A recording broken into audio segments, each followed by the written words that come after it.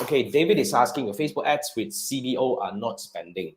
Even with significantly increasing budget, broader audience, still in learning phase and won't spend any money.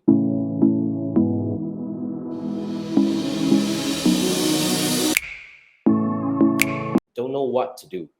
Wow, this is strange, huh? Because by right, because there are a few angles when you're not spending, it's either your audience are too niche or probably the objective, but yet you're saying you already broaden your audience and all that is doesn't sound right.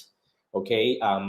Yeah. Probably another thing I can actually have get you to check is whether are you actually looking at the right date range to see whether like like you're not looking at like last month. You should look at like the recent days and all that. Check your top right on the date range and see how we can actually fix that.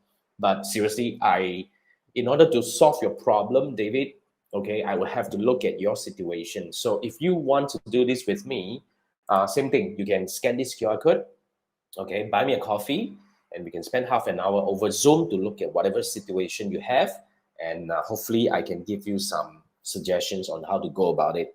Probably to get your ad to start running finally. So that's what we do. Okay, David. So that's the QR code. Just scan, buy me a coffee on Fiverr, and we can look into your situation over there.